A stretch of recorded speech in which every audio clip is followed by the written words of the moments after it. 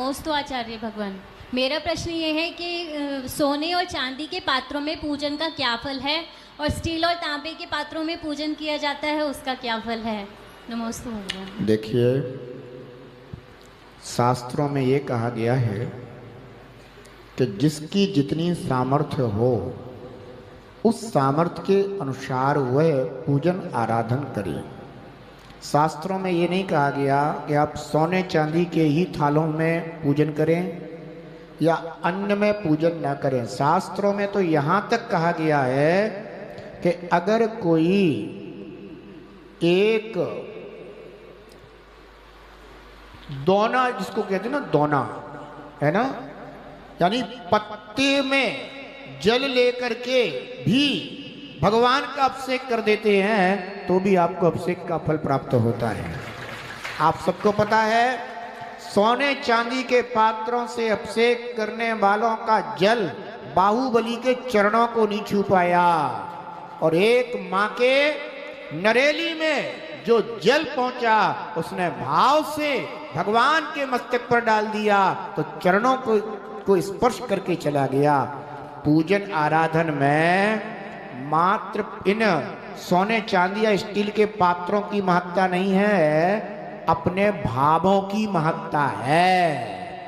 लेकिन आपके पुण्य के उदय से आपके पास इतना धन वैभव है कि आप स्वर्ण चांदी आदि के पात्रों में भी भगवान की पूजा कर सकते हैं, तो आपको अवश्य करना चाहिए। और यदि उतनी योग्यता नहीं है उतना अपने पास पुण्य, उतना धन वैभव नहीं है अपने पास, तो जितना है जैसा है उससे भी भगवान की पूजा करना चाहिए। शास्त्रों में आता है, देवपति खेवपति दो भाई थे, गरीब थे, उनके पास कुछ भी नहीं था।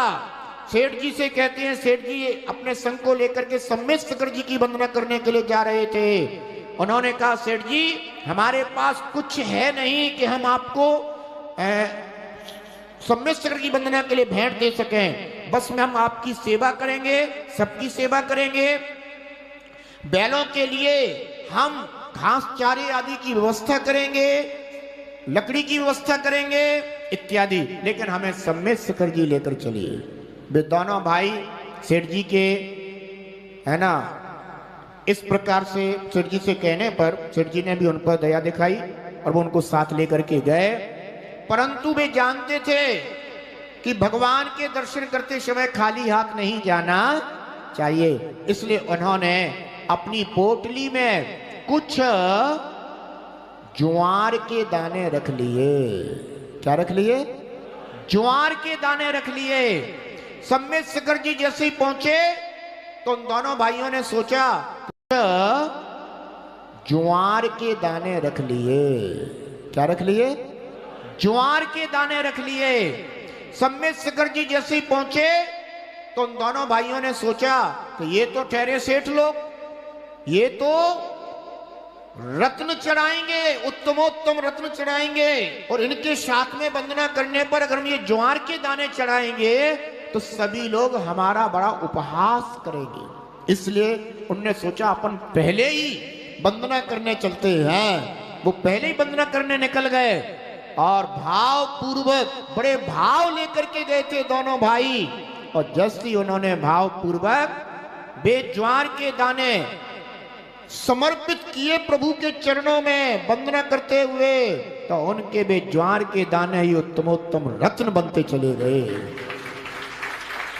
पीछे से सेठ लोग आए, उनने देखा, अरे हमसे पहले कौन आ गया और हमसे भी उत्तमोत्तम रत्न यहाँ पर कौन समर्पित करके गया है। उन्होंने पता लगाया तो पता चला अपने ही साथ में दो भाई आए थे जिनका नाम था देवपति और खेवपति।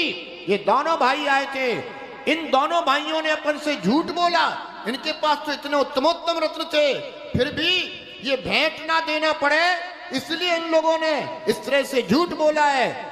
उनको पकड़ लिया, दोनों भाइयों से पूछताछ की, तुम्हारे पास उत्तमोत्तम रत्न कहां से आए? बोले, सेठ जी क्यों उपहास करते हो, हमारे पास और उत्तमोत्तम रत्न ये तो सब आप ही जैसे सेठों के पास शोभायमान होते हैं, सुशोभित होते हैं, हमारे पास कहां है?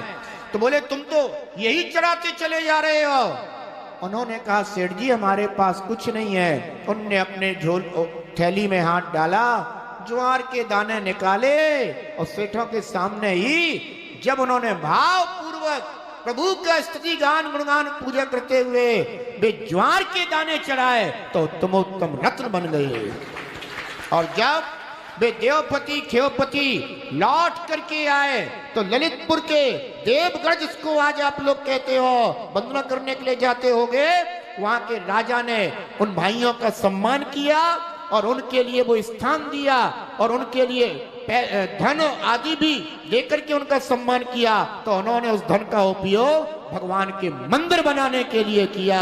इसीलिए वो आज क्षेत्र देवपति के नाम से, देवगढ़ के नाम से जाना जाता है। इसलिए केवल धन, सोना, चांदी, वैभव इनकी ही महत्ता नहीं है, महत्ता अपने भावों की हुआ करती है। आपके जितने उत्तम भाव होंगे पूजा उतनी ही उत्तम होगी। ऐसा